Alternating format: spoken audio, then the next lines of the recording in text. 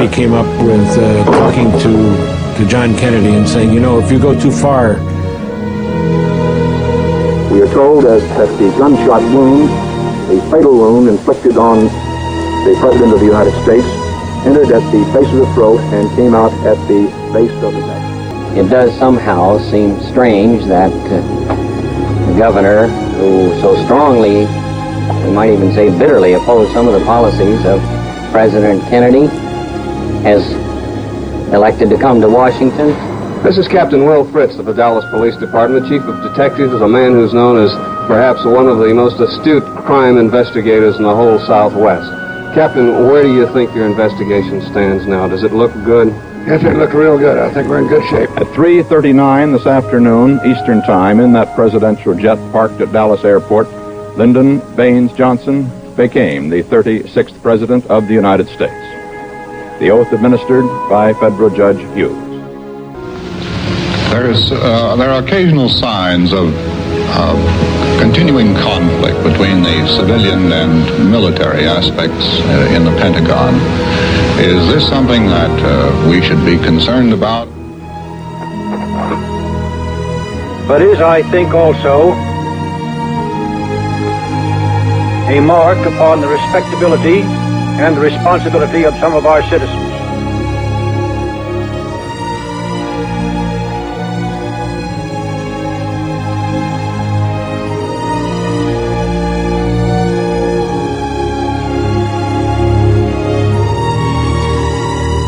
Could you sum up what progress was made today toward a confession, if any? I don't think we made any progress toward a confession. At the turn of this century, one out of every 3 American presidents were either killed or shot. Why he did it or anything else.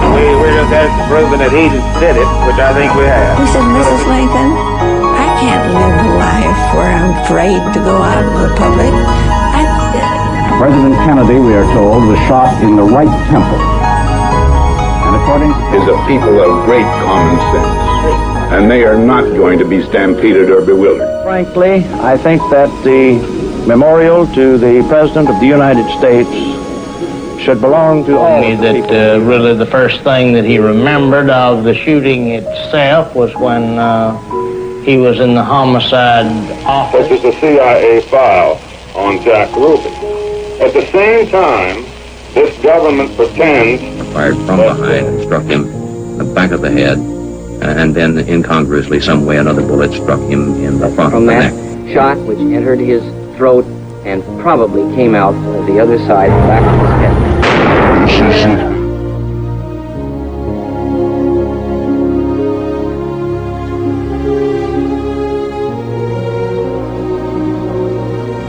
Well, there was a Dallas police officer running up the grassy knoll to the picket fence. So I immediately assumed. Where would you like to live? Well, I suppose in Boston, because well, that's where he comes from and where he belongs. I suppose any other place you'd be sort of drifting. You want to be with him? Yes. You're pretty much in love with him, aren't you? Oh, no. What? I said no, didn't I? Yes, you did. You want to do it again? I was hoping you wouldn't say anything because your reaction was wonderful. It's great. You are pretty much in love with him. I suppose so.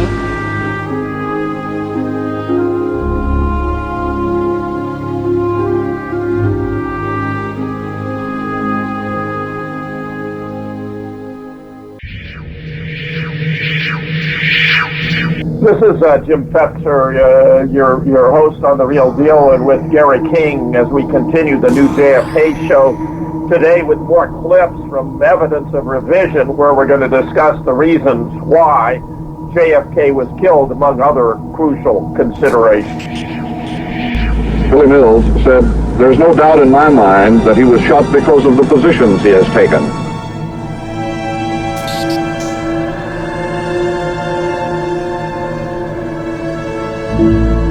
Peace. Peace. Peace. Peace. Peace. Peace. Peace. peace. Some say that it is useless to speak of peace. Peace, peace, peace, peace. Too many think it is unreal. Peace. Too many of us think it is impossible. Peace. Peace. Peace and freedom. Peace and freedom. Freedom and peace. Peace and freedom. Not peace at the expense of freedom, but both peace and freedom. Genuine peace, genuine peace. In a just and genuine peace. Means of assuring peace. World peace. World peace like community peace. A world of peace. Pursuing the paths of peace. The strategy of peace. For peace is a process. There is no single simple key to this peace. Universal peace and goodwill. Peace need not be impractical, and war need not be inevitable. We must therefore persevere in the search for peace. First, examine our attitude towards peace itself. I realize the pursuit of peace is not as dramatic as the pursuit of war, and frequently the words of the pursuers fall on deaf ears, but we have no more urgent task. I speak of peace, therefore, as the necessary, rational end of rational men.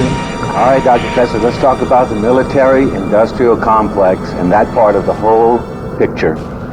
Well, that's the problem, Gary. I mean, all of JFK's aspirations for peace were good for the world's population, good for the people of the United States, but they were not good for the military-industrial complex, which makes massive profits on war. So that, while JFK said that peace is the aspiration of rational persons, he's assuming they are moral. He is assuming they're not dominated by the profit motive. For example, Milton Friedman, who was a Nobel-winning economist from the University of Chicago, enunciated the principle that the only social or moral obligations of corporations is to maximize profits for their stockholders. Now, if you embrace that principle, it has many ramifications for how businesses conduct their business, including minimizing pay and benefits for their workers, exploiting natural resources, not cleaning up pollution, evading taxes, moving your headquarters offshore, creating monopolies.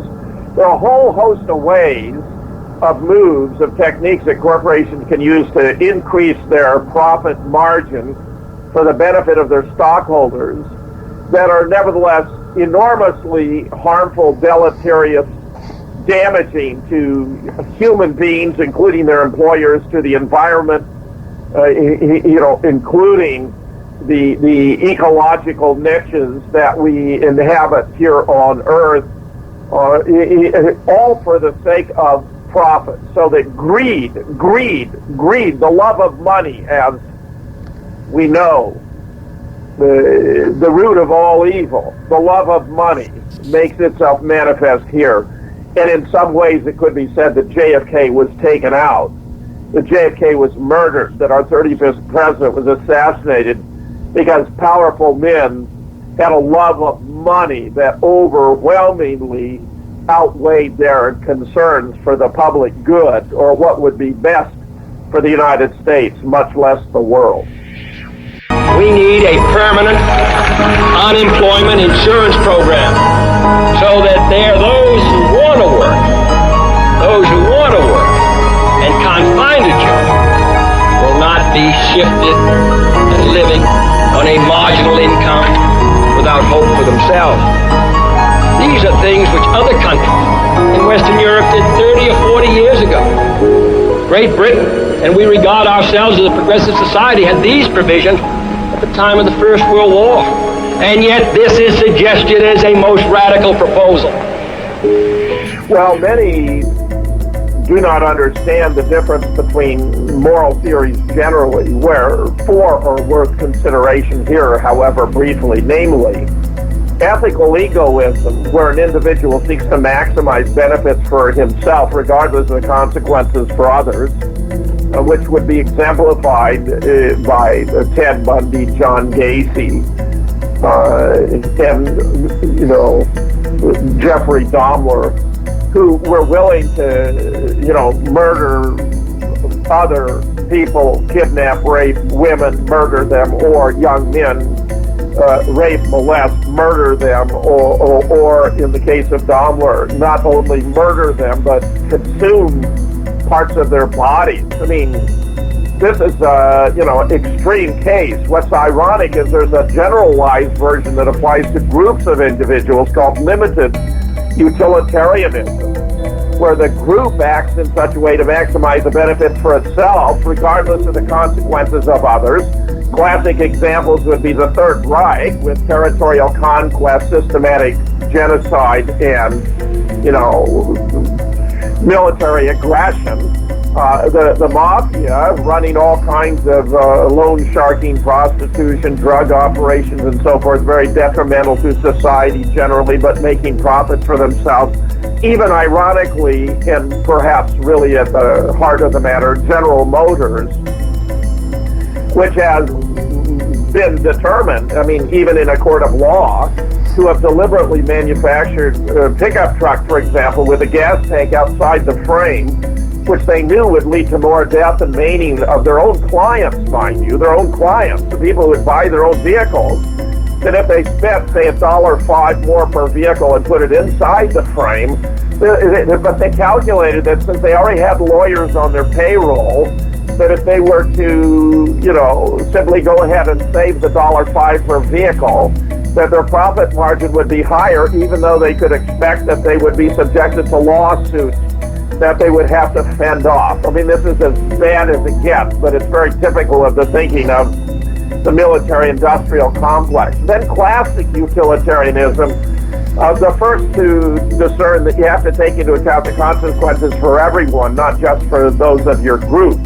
So classic utilitarianism would qualify an action as right when it produces more of the good or more benefits or more of what is valued for the population as a whole, taking into account the pluses and the minuses, than any alternative arrangement, but where a nice counterexample exemplifying that it's an inadequate theory would be, for example, the idea of a slave society, a slave-based society which 15% were slaves and 85% were masters. If the 85% who were masters benefited so much more, their happiness were so much greater as to offset the unhappiness, even extreme, of the slave segment of society, then it could be on utilitarian principles that a slave-based society would be morally right, and yet we know slavery of all actions is immoral. If any action is immoral,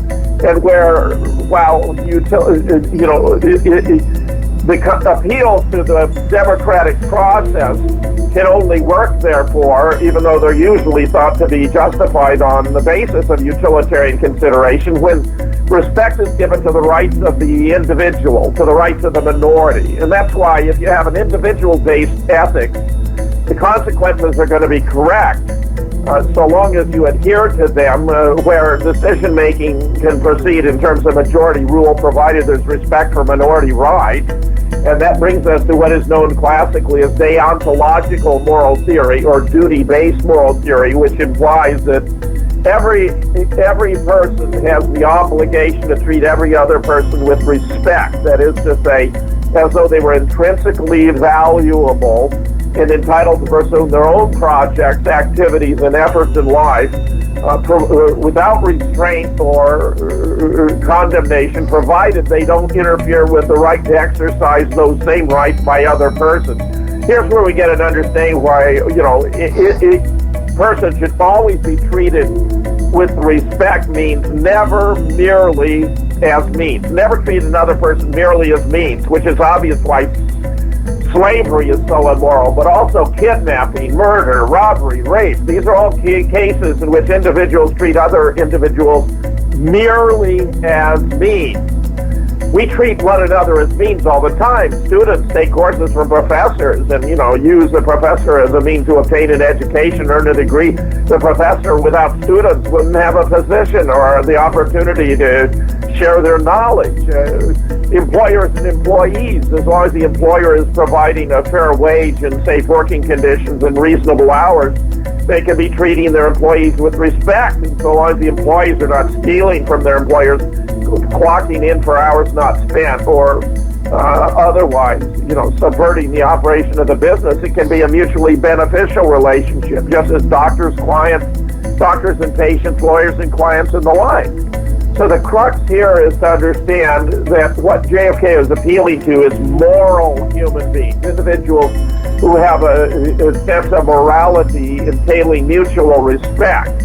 When you revert from a deontologically based theory of society, even with democratic decision-making based upon majority rule, so long as it respects minority rights, you can have a viable, moral, ethical, democratic decision-making process.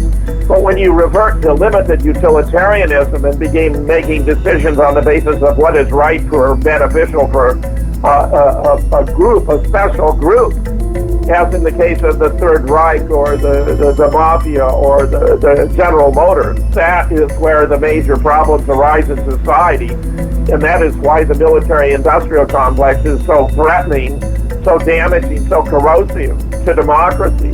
It undermines democracy because it's exerting its influence to benefit itself as a complex and not treating other persons with respect, because that would interfere with their profit margin. So what JFK was talking about when he addressed the issue of peace may sound innocuous on the surface, but it was profoundly disturbing to those with the deepest invested commitment to making money here in the United States in relation to the weapons of war, planes, ammunition, bombs, tanks, the whole 9 yards. So that JFK, not really, I think, fully appreciating the dimensions of the conflict, was in the midst of a titanic struggle where the military-industrial complex was not going to allow a single president, a transient figure on the American political stage, interfere with its capacity to consume the taxpayers' money and maximize its profits for its own selfish gain. We have to, in the next 8 years, build as many school buildings as we built in our entire history. And yet, we have found it extremely difficult to secure support for this vital program. We cannot leave the 17 million people who have retired and who may become ill. If they have no money, under the legislation now in the books, they have a chance to receive some as indigents. But that is not the way we believe it should be done. And if their son happens to have some money in the bank, they do not qualify. And he goes and pays out, and it may break him at a time when he has responsibilities to his children. Why it is so difficult to secure passage of a minimum wage, paying somebody in interstate commerce $1 or $1.10 or 15 cents, I do not understand. But it is regarded in some circles as highly radical and highly inflationary.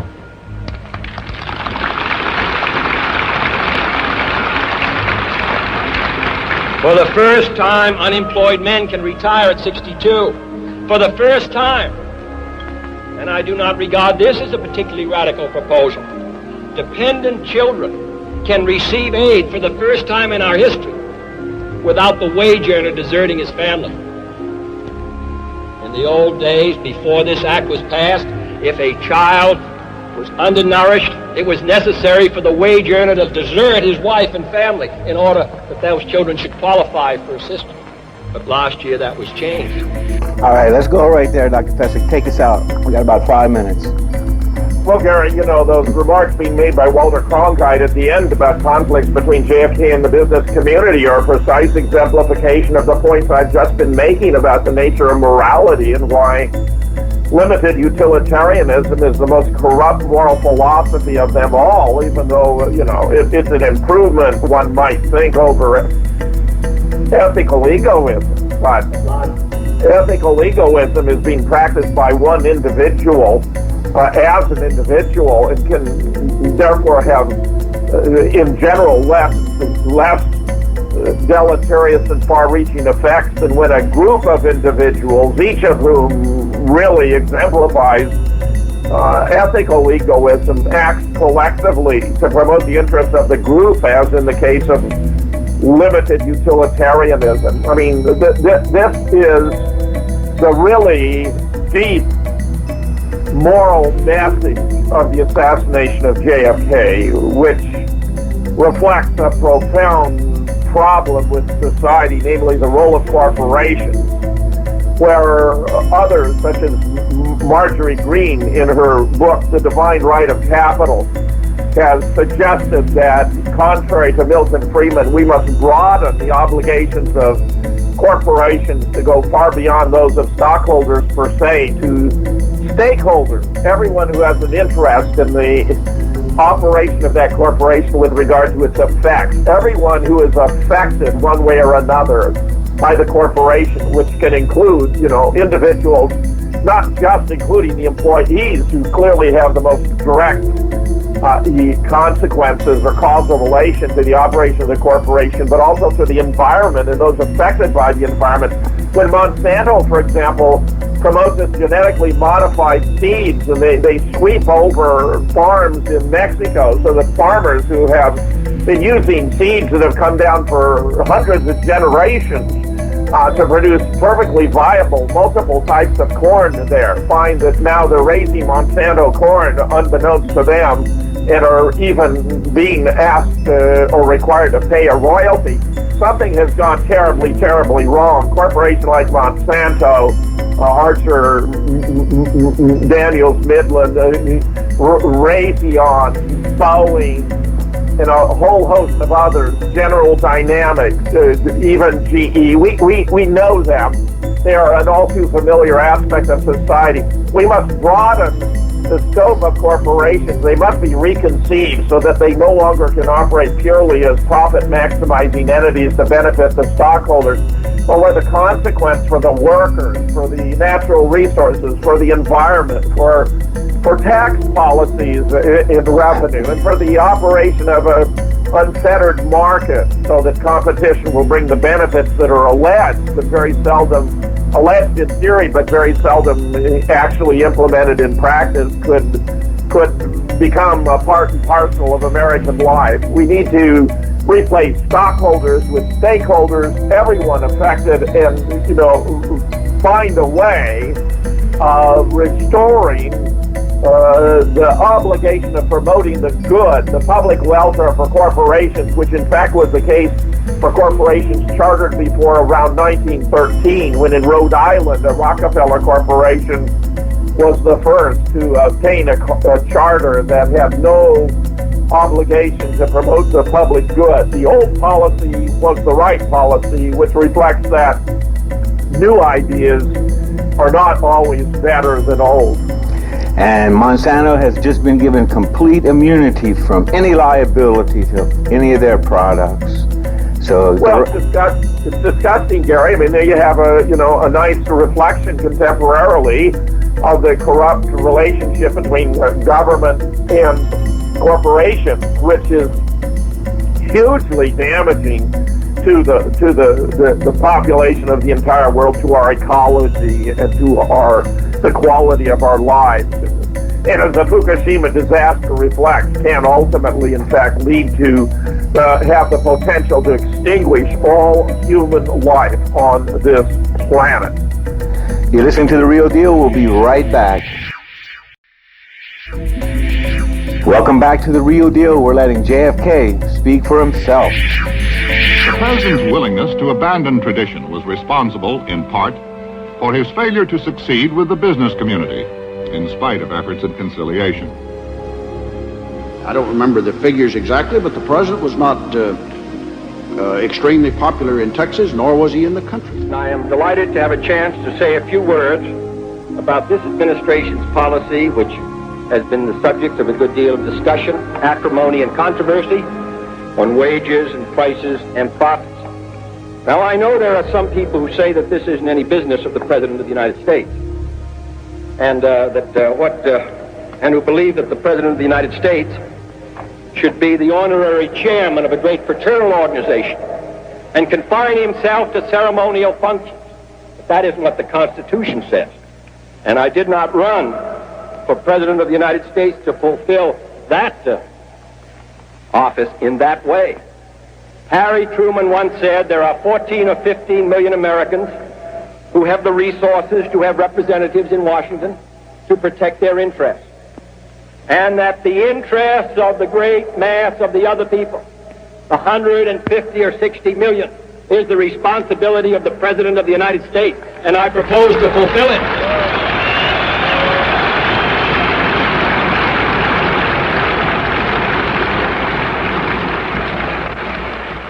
Then I believe it is the business of the President of the United States to concern himself with the general welfare and the public interest, and if the people feel that it is not, then they should secure the services of a new President of the United States. Well, I think this is a very forthright statement of JFK's opinion about the proper function of the President of the United States, which is not that of promoting special interests, but rather the public good and the general welfare, which is absolutely admirable, completely correct, but very uncharacteristic of American presidents. You certainly have not had a president since his own assassination who has had that kind of commitment, with the possible exception of Jimmy Carter, who I believe was a very good, decent, and sincere man and did his best struggling against, titanic forces, where he had even, sought to curtail the CIA, and where, he used Stansfield Turner to do a pruning, and they excised 1,500 agents from the CIA, who would, of course, ultimately later be brought back under George H.W. Bush. So that, Carter was doing what he could. We know William Casey entered into these improper agreements with Iran to not release the hostages in advance of the inauguration of Ronald Reagan, to secure Reagan's, keep Jimmy from having what they call an October surprise to win the election. But it's most unfortunate because he was a very good and decent man. The same, of course, cannot be said for Richard Nixon or for Gerald Ford or for George Herbert Walker Bush or for W. Bill Clinton is a mixed bag, but I'm becoming increasingly convinced that Clinton was, although superficially, far more charming, cordial, friendly, insofar as he was instrumental in the passage of NAFTA and the WTO, that he actually did irredeemable harm to the United States. And where, of course, eventually we are in the era of Barack Obama, who, from everything I have been able to discern, actually may have been a creature of the CIA, where his origins are shrouded in mystery, but I'm convinced he was, in fact, born in Kenya, that he had his citizenship in Indonesia, which he sought to conceal after he became president because he received scholarships and other forms of financial support that were only available to foreign students, and therefore strictly he was not actually eligible to run as president of the United States. And where, I'm sorry, but the continuation, what we have seen by and large has been a continuation of the Bush era policies, especially those of Bush and Cheney. He has not sought to repeal the Patriot Act. He signed the NDAA, the most recent version of which has included nullifying the Smith-Mudd Bill of 1948 that precluded the use of propaganda and disinformation on citizens of the United States, which had been in place in helping us to preserve some vague semblance of access to accurate information, which is no longer the case in the United States, alas, sad to say, with the exception of, the alternative media, shows like this and a handful of others. Mike Harris has a wonderful show on the Veterans Today show, and Stu Webb has a wonderful show, and a few others, but they are rare, few and far between. Jeff Rentz, I believe, does quite a lot of good as well. I would hasten to add him. But it's very spotty, intermittent, occasional, and what we're overwhelmed by is that the mass media is dominated by the Central Intelligence Agency, which, of course, we learned from William Colby, its former director, who observed that the agency owns everyone of significance in the mass media, a discovery that was preceded by Carl Bernstein's article in Rolling Stone in 1977, The CIA and the Media, in which he explained that high officials of the agency were boasting that their greatest successes had been with Time Life, CBS, and the New York Times. The New York Times, sad to say, has become a conduit, a parrot of American propaganda. It's very sad to see a once great newspaper descend to that level. The Washington Post clearly is no better, and the other, major newspapers are even doing worse than they. So, it's an uphill battle, a struggle where it's not obvious that the forces of good are going to prevail over the forces of evil. And if indeed the events in the Ukraine lead to a nuclear confrontation with Russia, then we're going to be annihilated, in a nuclear conflict, because the Russian weapons are actually far superior to American. So we have that threat on the one hand, and then we have the increasingly dying Pacific Ocean because of the Fukushima disaster on the other, where Einstein himself observed that splitting the atom was a lot of trouble to go to boil water to make a cup of coffee. And I'm afraid the consequences of our greed once again are upon us, the desire to dominate other lands, to exploit their natural resources, which have driven virtually every war that mankind has undertaken, remain with us to this day, and where the United States has become the greatest aggressor nation in the world, something most certainly I never expected to ever see, much less to take place in my own lifetime. You've got Connolly talking about how anti-business JFK was. He was not all that popular in the country, and his popularity had diminished considerably, as a matter of fact. Businessmen are welcome at the White House, and I welcome the chance to address business meetings such as this.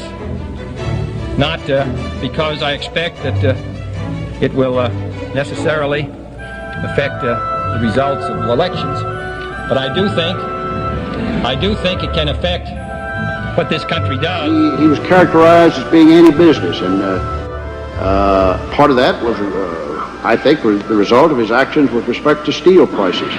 The simultaneous and identical actions of United States Steel and other leading steel corporations increasing steel prices by some $6 a ton constitute a wholly unjustifiable and irresponsible defiance of the public interest.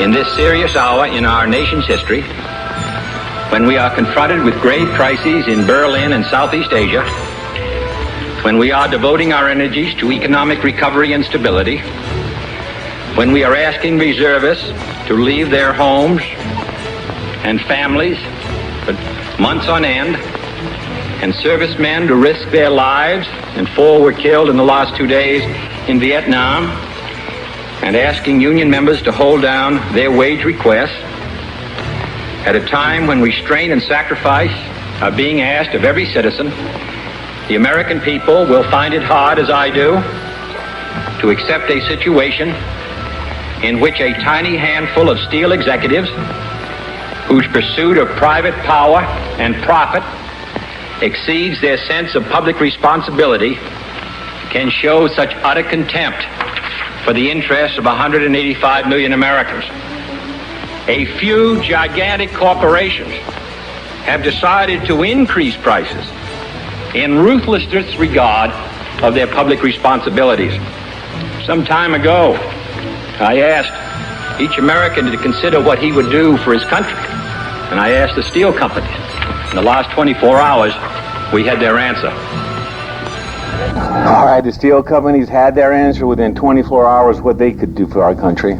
Well, Gary, this is one of JFK's most magnificent moments. I also believe it's one of those that signed his death warrant because, here he's making it so clear and unmistakable that he expects more from corporations than that they should simply maximize profits for their stockholders. So you could not have found a more perfect exemplification of the very issues that I was addressing about the profound impact of JFK's commitment to peace and to the welfare of the people, as opposed to maximizing profits of corporations for their own special interests. This is absolutely historic, absolutely magnificent, wholly admirable, but it caused enormous anxiety and concern to the entrenched, powerful special interests that dominate American politics and the economy. To this very day.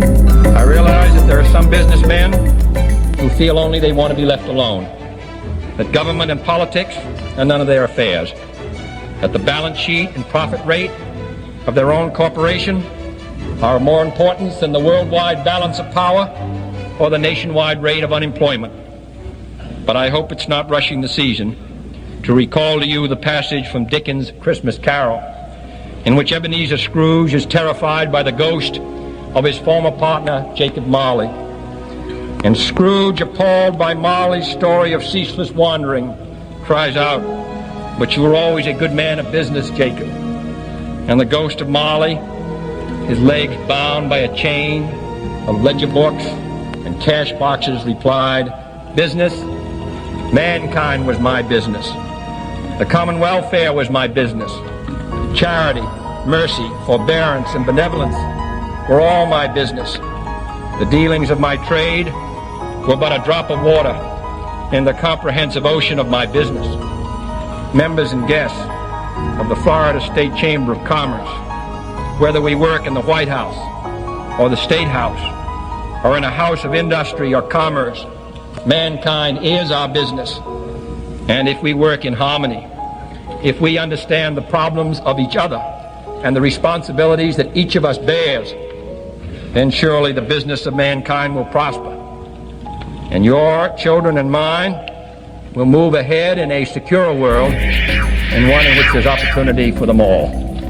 What about our business being mankind?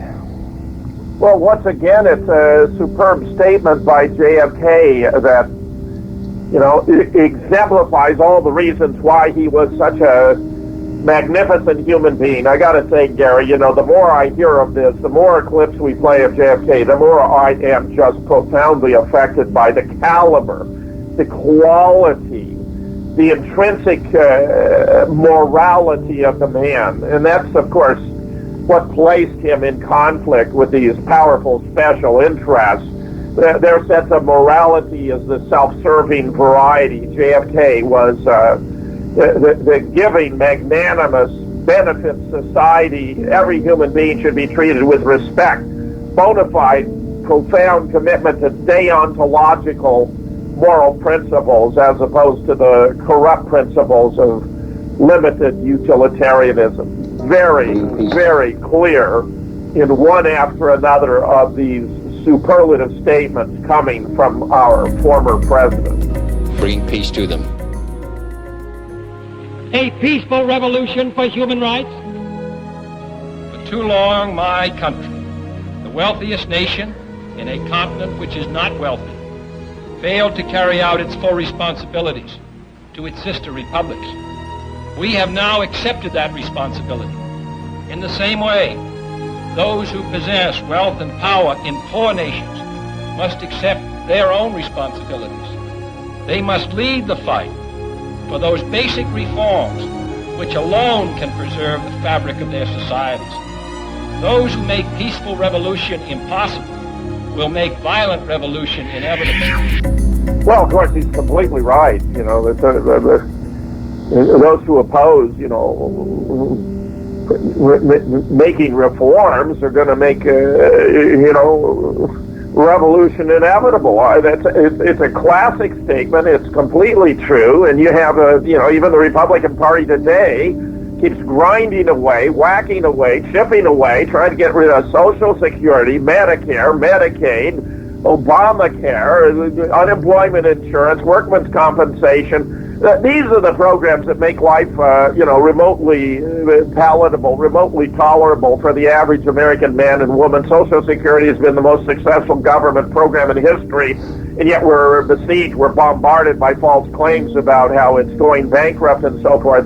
It's like the post office. This is completely idiotic. One of the functions of government should be to promote communication between the members of society. There's no reason the post office should make a profit. The post office should be run for the public good at the public expense, and there shouldn't be any issue about it. But the Republicans have undertaken the strategy now of trying to privatize different elements of society, of the government. Functions performed properly by the government are being privatized to promote profits, and of course, it greatly exceeds the cost of the taxpayer and gives them no discernible benefit. Social Security is a perfect example because studies have shown, this is familiar information to anyone who's serious about social scientific research, that when you have a private administration of a program like Social Security, the overhead jumps by 10%, so that it costs the government about 2% in overhead, but private corporations 12%, for the simple reason that they are operating for profit. The American people are played for gullible saps over and over and over again. The Republican Party pushes for privatization. We even are in the absurd situation that we have had in Iraq as many privatized armies as we have had American troops, which is outrageous, done solely for political consideration, because Bush and Cheney didn't want to admit that we had, the whole intervention entailed an overwhelmingly greater commitment than we were told in the beginning, and of course at overwhelmingly greater cost, so that at the point when we had, say, 500,000 troops there were another 500,000 of these mercenized armies like Blackwater.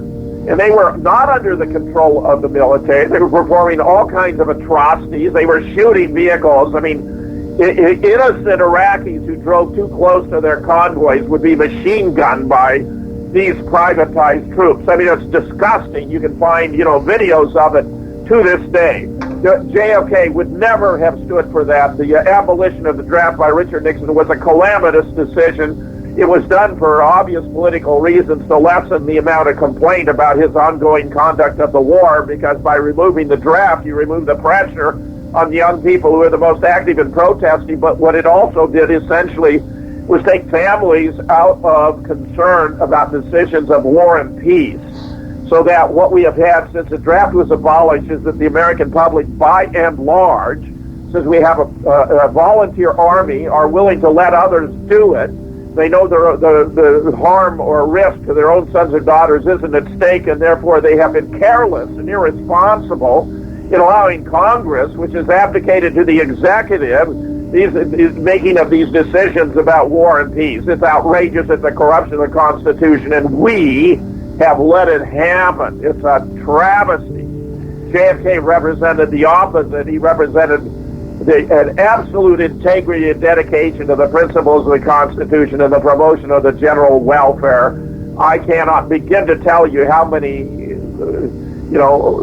forms of corruption we have in place today for which he would never have stood, including the use of electronic voting machines, which are coincidentally owned by companies with close ties to the GOP, which have been stealing election after election since the year 2000, or the extraordinary gerrymandering of districts, which needs to be abolished using the Iowa model of a panel of retired judges who draw districts that are fair, reasonable, proportional, in accordance with well-established geographical boundaries, much less getting, the mass of private funding out of federal elections. I think that the Citizens United and recent decisions about allowing, private corporations virtually unconstrained contribution to political contests is a catastrophe for American politics.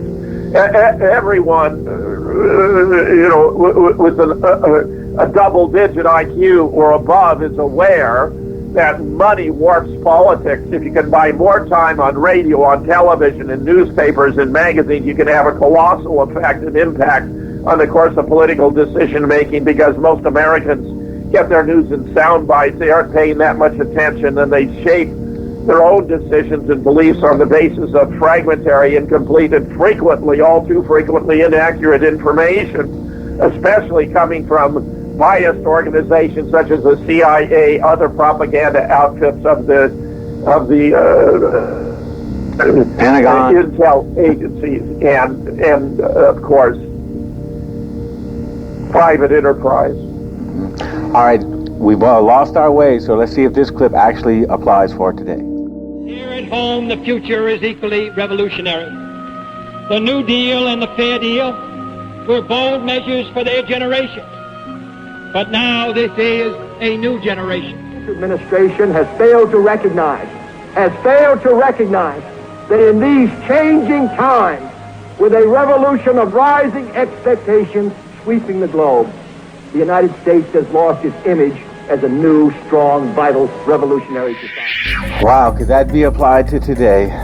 Absolutely, 100%. I mean, I think this is the reason why you still have photographs of JFK hung in mud huts in the middle of Africa. I mean, you know, this man had tremendous impact, and I think it was because there was a deep, unconscious realization that this man was profoundly good, that the principles for which he stood were ones that were intrinsically moral, and that he was being opposed by forces that were ultimately completely selfish, self-centered, and profit-driven. So that on the broader stage, we really had a titanic struggle taking place between the forces of good, exemplified in the highest degree by John Fitzgerald Kennedy, and the forces of evil. All right, Dr. Fetzer, take us out. We've got one more clip and about 2 minutes to comment on it. The long view shows us that the revolution of national independence is a fundamental fact of our era. This revolution will not be stopped. I believe in an America that is officially neither Catholic, Protestant, nor Jewish, where no public official either requests or accepts instructions on public policy from the Pope, the National Council of Churches, or any other ecclesiastical source. When no religious body seeks to impose its will, directly or indirectly, upon the general populace or the public acts of its officials. When no church or church school is granted any public funds or political preference. I have to agree with you, Dr. Fetzer. When I hear these clips, sometimes I didn't realize just how profound the whole thing really was. Well, you're absolutely right, and even recent cases like the Hobby Lobby show how far we have strayed. The JFK here was expressing a profound commitment to the First Amendment, freedom of religion, and so forth. Also explained how he would not be affected by, his own religion, but where the freedom of religion has been misconstrued now to imply that companies have the right to exercise their religious beliefs in opposition to those of their employees by precluding their access to forms of health care under a universally mandated health care program. That's wrong. I mean, the idea of freedom of religion includes freedom from religion, that no group or entity should be entitled to impose their religiously based views on others who do not share them, so that this reflects how far the Supreme Court, which should be the ultimate arbiter, I mean, it is constitutionally given that role, of the meaning of the Constitution, has lost its way and become an ally and even supplicant to the corporations that exercise so much control in this society. I have no doubt, in retrospect, that the most conservative wings, members of the court, including Aliyah and John Roberts, where Clarence Thomas was just an aberration, to try to neutralize that by having a black on the court to succeed the magnificent Thurgood Marshall, who liberals couldn't complain about because he was black, but who would be a complete cipher on the court and passively standing in support of conservative positions that benefit the Republican Party. We have fallen so far, Gary. Every time I hear one of these clips, I feel like you, this colossal nostalgia for the past, not just because it was a wonderful time, but because it represented principles and policies that have long since been lost in the United States as it exists today. All right, Dr. Fetzer, we've done the best we can for this week in the search for truth in JFK. I want to thank you for doing such a splendid job of putting these clips together, Gary. They really remind us of the quality of the man and the kind of life, the principles for which this country used to stand. And it's something we need to remember if we are ever to regain our footing and get back on the path that this nation was meant to follow at long last.